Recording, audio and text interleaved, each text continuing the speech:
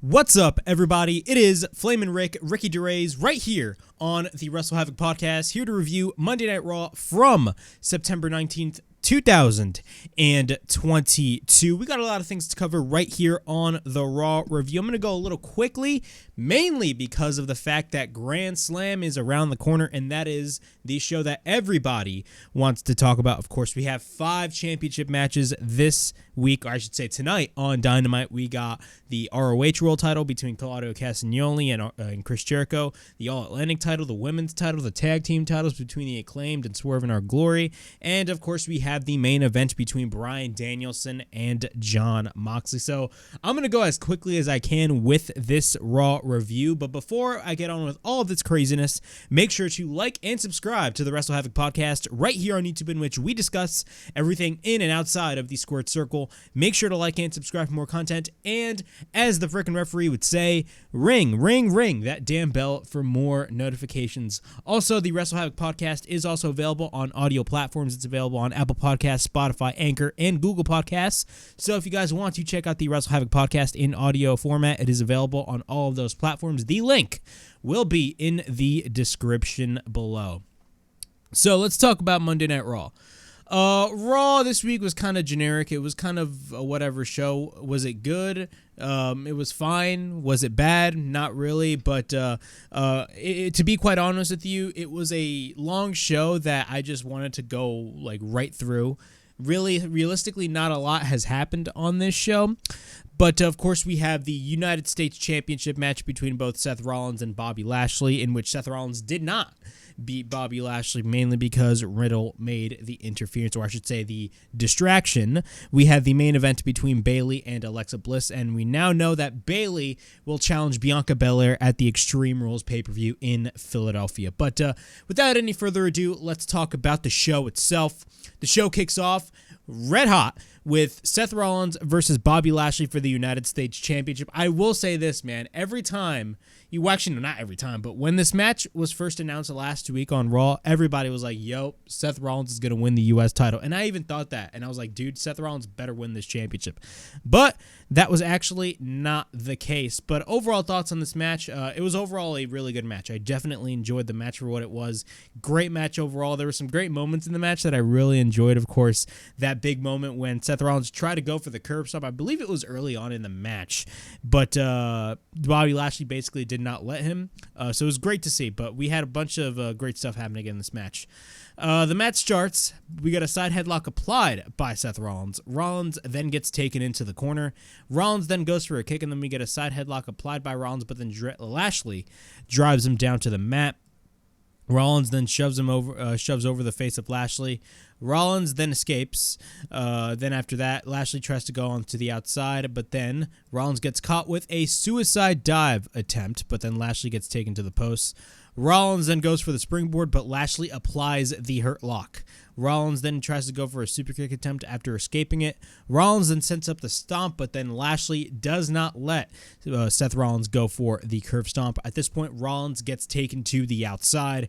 Lashley then runs through Seth Rollins. After that, once we're back from commercial break, Rollins then takes Lashley down with the sling blade. We get a cover by Rollins and a near fall. At this point, Rollins is in control. Lashley then picks Rollins up. Rollins then lands on the apron, but then Rollins hits the springboard knee. After that, we get a cover by Rollins and a near fall. Rollins then continues to work on Lashley, but then Rollins works on the arm of Bobby Lashley with a triangle submission attempt. Lashley then picks up Rollins and drops him down to the mat. Lashley then takes Rollins up, but then Rollins escapes. Lashley then gets taken to the outside, but then Rollins goes for the suicide dive. Rollins goes back into the ring. He goes for the second suicide dive attempt, but this time Bobby Lashley actually counters, and then Rollins falls to the floor. Lashley then picks up Rollins and then drives Rollins straight to the ring post. Once we go to commercial break and we're back, Lashley is in control. He picks up Rollins and drops him face first to the mat. We get a cover by Lashley and a near fall. Lashley then runs into a knee by Rollins, but then Lashley counters and drops him to the mat. We get a cover by Lashley once again and a near fall. Rollins then goes to the top, but then Lashley also goes to the top. Lashley with a couple of shots to the back of Seth Rollins. After that, Rollins targets the eyes of Lashley. He proceeds to pick up Lashley and manages to hit the buckle bomb. After that, Rollins goes to the top, but then Rollins hits the frog splash. After that, we get a cover by Rollins once again and a near fall. Rollins then applies the crossface submission on Bobby Lashley. Rollins then goes for repeated elbows. Rollins, and this was actually one of my favorite portions, this was near the end of the match. Rollins sets up the pedigree, right? And we get a backdrop countered by Lashley into a roll-up, and then we get a near fall. Lashley goes for the running power slam. He tries to hit the spear. So Lashley tries to go for the spear, but then Rollins counters into the pedigree. That was awesome. I absolutely marked out for that. That was an amazing moment throughout the entire match. At this point, the crowd is singing Seth Rollins' theme. Rollins is super over when it comes to his theme song, so it's realistically no surprise. This is actually the second time that actually happened, because at the top of the show when he made his entrance, the crowd was actually chanting his theme song as well. So the crowd is singing Seth Rollins' theme. Rollins then goes to the top, and then he goes to the top and misses the Phoenix Splash attempt. After that, he misses the curve stomp attempt after he landed on his feet after the Phoenix Splash. Lashley then applies the Hurt Lock. At this point, Rollins is this close to fading from the Hurt Lock, but then Rollins counters with an inside cradle, I believe it was. I think it was an inside cradle. Correct me if I'm wrong. But then after that, Rollins at this point counters the roll-up, but then we get a near fall, but the Hurt Lock is at this point still applied. Rollins then hits the low blow without the referee looking. But what happens, Riddle's music plays and he comes out and he causes the distraction. He actually does not interfere in the match, but Riddle instead causes the distraction. Lashley then goes for the spear. We get a cover and Bobby Lashley wins the match. Overall thoughts on this match?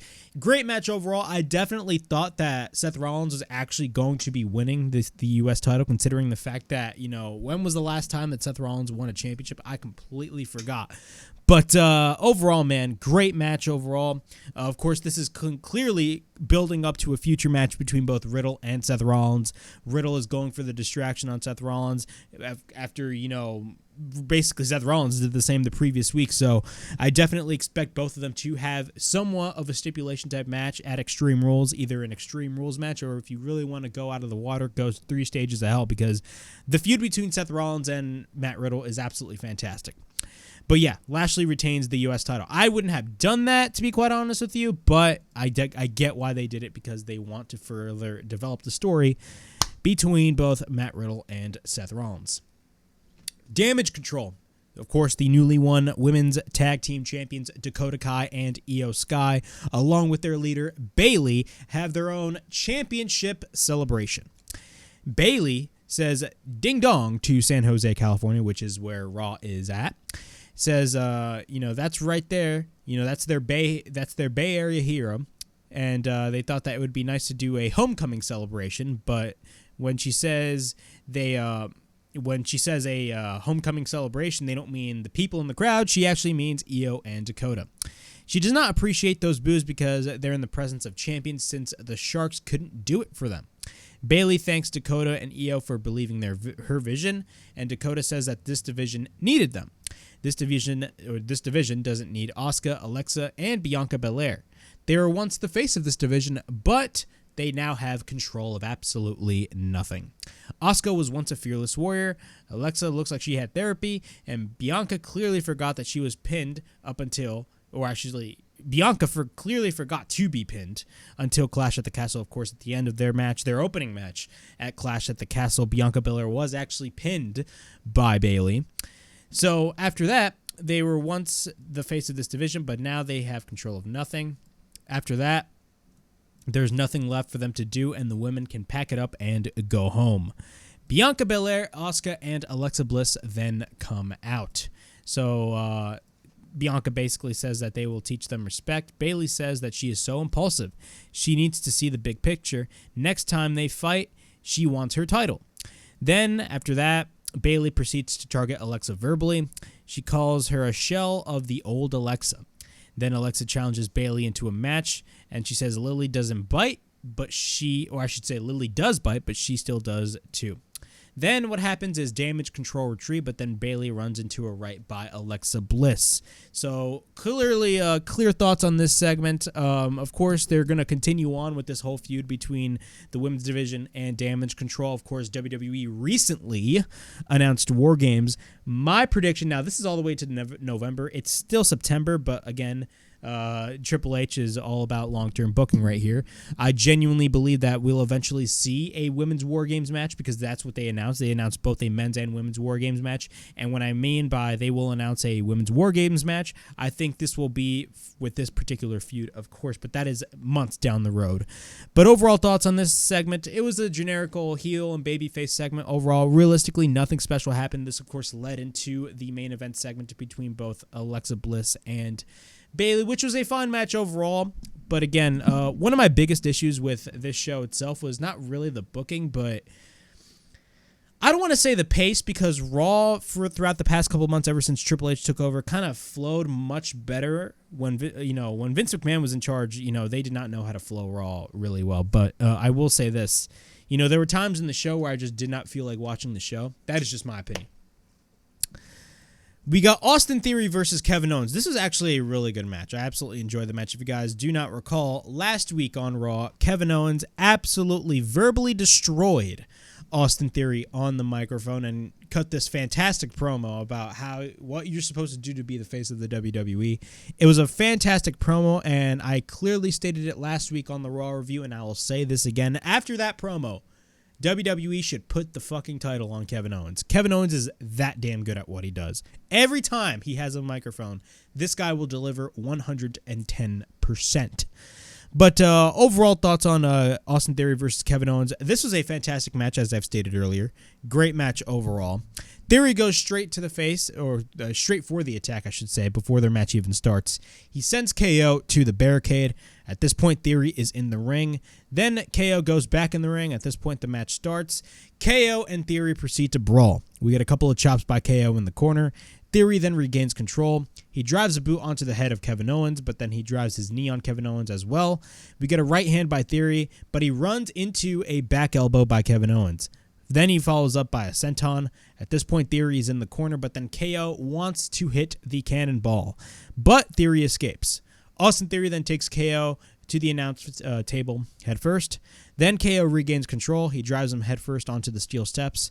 KO then goes back into the ring, but then he goes back into the apron. KO then, after that, misses the senton attempt, but then Theory drives KO onto the floor. Once we're back from commercial break, Theory and KO fight it out. KO then sends Theory into each turnbuckle repeatedly. Then after that, Theory sends KO into the corner. We get a cover and a near fall. After that, Theory goes for the side headlock. Then Kevin Owens fights back. Kevin Owens then counters with the DDT. After that, we get repeated rights by Kevin Owens. He goes for an inverted atomic drop. Then after that, he follows up by a clothesline. We got a clothesline in each corner by Kevin Owens on Austin Theory, followed by a beautiful fucking lariat. He goes for that beautiful lariat. After that, we get a cover and a near fall. Kevin Owens then misses the pump-up powerbomb, and then he misses the stunner, but then Theory proceeds to pick up Kevin Owens. But Kevin Owens manages to escape. After that, Kevin Owens goes for the super kick. KO goes to the top, and he hits the senton.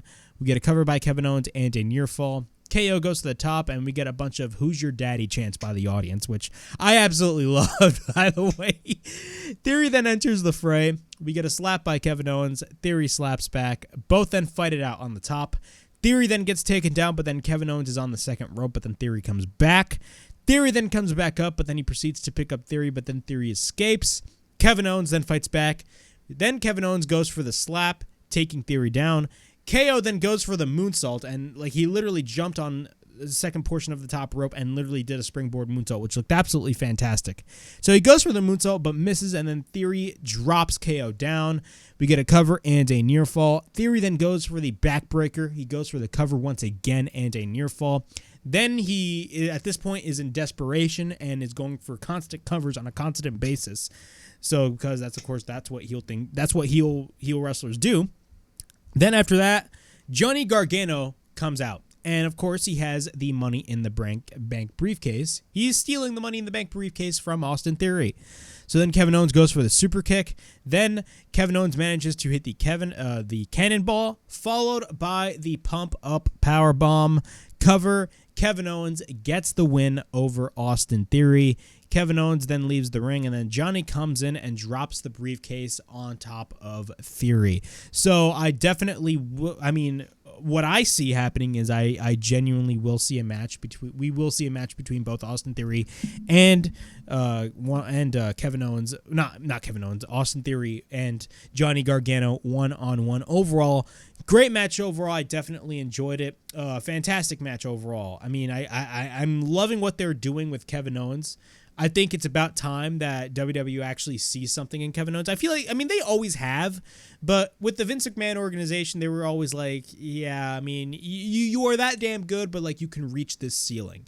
With Triple H at the helm, Triple H was like, no, fuck that. This guy is going to go straight to the top, and that's what they're doing with Kevin Owens. I love what they're doing with Kevin Owens. They're adding all the seriousness into Kevin Owens, and that's basically where the bread and butter is when it comes to Kevin Owens. His seriousness and his intensity. That's where his bread and butter comes in. All right. So Riddle goes for the backstage interview. He talks about causing Seth Rollins the U.S. title and says that he's going to help Ray get his sweet vengeance on Judgment Day. Then we get a segment with Ridge Holland and Butch, a.k.a. Pete Dunne, that being the Brawling Brutes. So if you guys do not know, if you guys did not watch SmackDown this past Friday, the Brawling Brutes won a very good Fatal 4-Way match, and they will face off against the Usos this Friday on SmackDown. Of course, involved in that Fatal 4-Way was Imperium, Hit Row, The New Day, and, of course, Pete Dunne and Ridge Holland. Overall, again, as I've stated earlier, one of my biggest, putovers, if that makes any sense, the best things about that match was the fact that everybody managed to shine, and that also main evented the entire show. It goes to show you that Triple H and his team are really wanting to focus a lot on tag team wrestling, and that's what I really enjoy. So overall, great match that happened on Friday, and of course they're trying to build up the Brawling Brutes. The Brawling Brutes and Sheamus, realistically, if you think about it, Sheamus right now is so over with the crowd after that Gunther and Sheamus match at Clash at the Castle. Those guys beat the living shit out of each other, and what they get is that Sheamus right now is the most popular as he could possibly be. This guy has been absolutely fantastic. But they cut a promo. They say that it's fight night. Ridge Holland says that they will become the undisputed tag team champions. But what will happen? The Street Profits, Angelo Dawkins and Montez Ford, come out. They congratulate them on their win this past Friday, and they introduce themselves. They talk about how they went through all of those teams, but they did not go through them. But then the Brutes basically do not want to waste any time, and the Brutes want to fight. So the Profits accept, and then we get the Street Profits versus the Brawling Brutes. Overall thoughts on this match. This was a great match overall. You would expect that the Brawling Brutes get the win because it wouldn't make any sense if they're headed to a tag team match against the Usos on Friday. Why the fuck would the Brawling Brutes lose against Montez Ford and Angelo Dawkins? But, of course, WWE is that smart, so they were like, of course, the Brawling Brutes are going to get the win. But I'm just saying, they did not have the Brawling Brutes lose this match. It would make absolutely no sense. But overall thoughts on this match, great match overall. Again, I say this all the fucking time. I say this all the time, but Montez Ford is amazing. I will constantly put over Montez Ford until the day I die. This guy literally is the MVP of the entire of both members of the Street Profits. Seriously, this guy is going to be an absolute megastar. But Dawkins goes for the shoulder tackle. After that, Dawkins goes for we get a drop kick by Dawkins, followed by a crossbody. At this point, Ford is the legal man. Holland then tags in. Butch then targets the fingers of Ford. Then after that, we get a chop by Ford. At this point, Butch is in control. Then after that, we get a double team by the Profits. At this point, Dawkins is the legal man. Then he stomps onto the foot of Dawkins. Then he targets the fingers of Dawkins. Then at this point, the Brawling Brutes are in control. Dawkins then makes the tag. We get a kick by Dawkins. He goes to the top and hits a crossbody. Holland then misses the backdrop. Ford then regains control, but then Ford runs into a lariat. Butch then tags in. He drives his knee onto Montez Ford and then goes for the shotgun dropkick. Ridge Holland then makes the tag. At this point, Ford is on the middle rope. Holland is the legal man, and then he hits him with the vertical suplex. We get a cover into near fall. Holland then goes for the right hand once again, but then Butch makes the tag. Both Butch and Holland go for the 10 beats of the bow ring, which is great to see. We get a running shot to the back of Ford, and it takes him to the outside. Then, after that, once we're back from commercial break, Butch is in control over Montez Ford. We get a kick by Butch onto the arm of Ford, and he works on the fingers of Ford. Ford then counters the TDT, but at this point, the hot tag is made. We get repeated clotheslines by Dawkins, followed by a spinning back elbow. Then after that, Dawkins goes for the silencer. We get a cover and a near fall.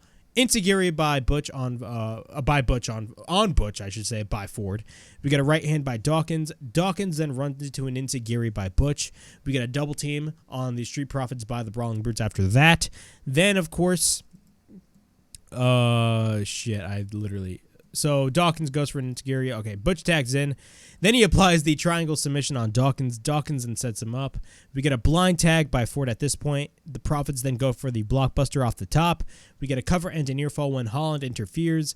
We get a waist lock by Butch on Ford. Ford then reverses and he proceeds to hit the German suplex, but then Butch actually lands on his feet. Then, all of a sudden, all hell breaks loose. Dawkins goes for the pounce on Rich Holland. Ford tags in. Ford goes for a somersault all the way to the outside. Then after that, Holland goes back inside. Ford goes to the top, but then Dawkins has Holland up on his shoulders. But then Butch grabs the fingers of Ford, taking him to the outside. Butch is the legal man at this point. Then after that, we get a kick by Butch followed by a slam by Holland. So the Brawling Brutes go for the combination. We get a cover and the Brawling Brutes win the match. Overall thoughts on this match. Again, it was pretty obvious that the Brawling Brutes were going to be winning this match regardless because they do have a tag team championship match this coming Friday on SmackDown, in which do I see the Brawling Brutes actually beating the Usos? This is my full ass answer right here. Absolutely not. They're not going to beat the Usos whatsoever. I think the Usos are going to hold those titles for a foreseeable amount of time. But will that match be an absolute banger? You goddamn right it is. It's going to be an absolute banger between those two teams this coming Friday on SmackDown. I'm definitely excited for this match. And overall, the Street Profits and the Brawling Brutes definitely delivered a great match. All right, we get a backstage interview with Rey Mysterio. He's asked about if there was any reconciliation with his son Dominic. He says he could have stopped the Judgment Day from warping Dominic's mind. His son won't talk to him. He hopes that his son will find his way back, but he will never give up on his son. Everything he has done in this life was for him. Riddle then comes in, and then he basically motivates Rey Mysterio for their match. Johnny Gargano is backstage.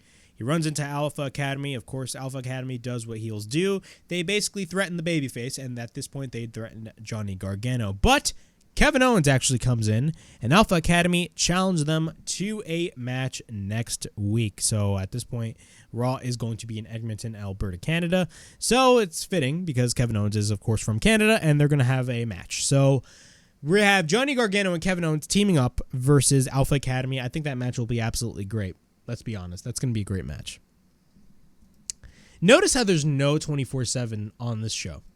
Realistically, if you think about it, notice how there's absolutely no 24/7 at all championship on this show. Again, the Triple H effect. They are flat out focused. I will say, even though this episode of Raw was not really the brightest episode of Raw, because quite frankly, throughout this entirety of the show, I just kind of felt like, okay, whatever. It was not a scenario in which the show was bad. I just did not care as much. But one thing I will say about this show is that they're constantly trying to develop stories. They're constantly doing storytelling on this show, and that's really realistically one of the biggest improvements regarding Raw, and that's what I really enjoy. There's no stupidity on the show.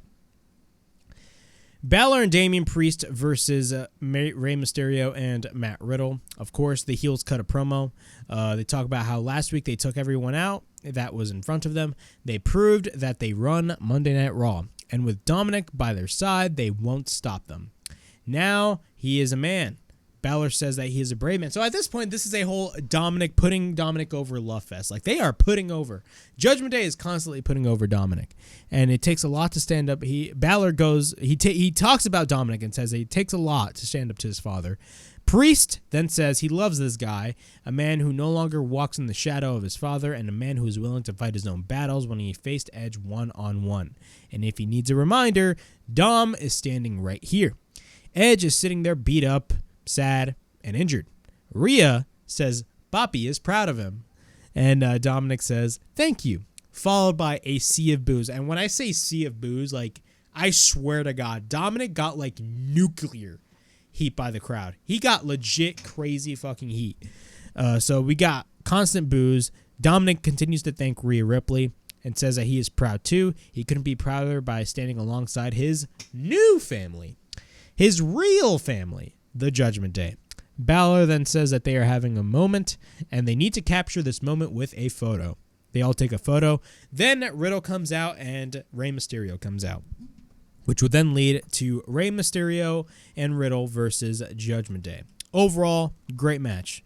The match starts. Balor and Riddle start. We get a waistlock applied by Balor. At this point, Balor is in control over Riddle. Priest is in control and is the legal man. Balor then tags back. We get a chop by Balor into the corner. At this point, Riddle goes for the high kick. Then he goes for a series of overhead suplexes. Rey then tags in. Riddle then drops Rey on Balor. Then we get a cover by Rey into near fall. We get a couple of right hands by Rey Mysterio. Then we get a kick by Rey, followed by a head scissors. Then after that, Priest tags in. We get a kick by Rey. After that, Rey escapes, but then he runs into a lariat by Rey Mysterio. After that, Priest is in control. Balor then tags in. He stomps Rey, but then Balor drives his knee on Rey. We get a kick to the back of Rey, and then we get a cover and a near fall. We get a side headlock by Finn Balor. We get a back elbow by Balor. Priest makes the tag, and he works on Rey. At this point, Balor is the legal man once again. We get a side headlock applied by Rey, but then Balor goes for the Three Amigos. So, again, that's some heel shit right there. Balor then tags in. He works on everyone. He hits the jumping forearms in each corner. We get a German suplex by Matt Riddle, followed by a moonsault, and then he goes for the senton. Later, Riddle gets chokeslammed onto the apron. Once we're back from commercial break, Balor is in control over Riddle. Rhea then tries to interfere and hits a side slam on Riddle onto the outside without the referee looking. After that, Balor takes Riddle back in the ring. We get a backbreaker by Balor, followed by a leg drop by Priest. We get a cover and a near fall. At this point, Priest is in control. Balor then goes for the scissors kick after that.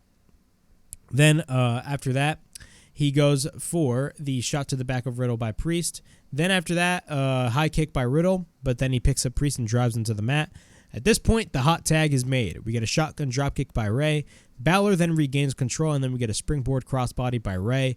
We get repeated rights by Rey Mysterio, but then Balor gets taken to the middle rope, but then Priest gets Rey onto the outside. Riddle then takes Priest and goes for the floating bro. And then Rey sends Balor to the middle rope. He manages to hit the 619. Rey goes to the top, but then Rhea goes for the distraction. Meanwhile, in another feud, Riddle's in this match. Seth Rollins enters the fray and attacks the shit out of Matt Riddle. After that, Rey then takes a chair from him, but then Dominic comes in and offers Rey to hit him with the chair, which will then lead to Balor gaining control, Priest taking Rey and hitting the South of Heaven chokeslam. Then Balor tags in. He goes for the coup de grace off the top. We get a cover, and Judgment Day win the match. Overall thoughts on this match? Again, great match overall. I love how they're kind of like merging feuds together. And not merging them together, but like I love how they're having them side by side. Of course, meanwhile, Rey is dealing with Judgment Day. At the same time, Riddle is actually dealing with Seth Rollins, and Seth Rollins actually managed to attack Riddle, which I absolutely like. I like when they do that. But overall, this is a great match overall. I love the story that they're telling when it comes to Dominic and Judgment Day. And, of course, the heartbreak that Rey Mysterio right now is having with, of course, his own son joining Judgment Day. Riddle and Rollins fight backstage, and it was announced that they will wrestle in a fight pit match. So not only WWE is actually bringing War Games to the Survivor Series, they're actually bringing another NXT concept, and it is the fight pit. So the fight pit, of course, was a steel cage match. It was like kind of a modified steel cage match that they did in NXT. So I love how they have a fight pit match right there between both Riddle and Rollins. So I'm dead ass excited about that.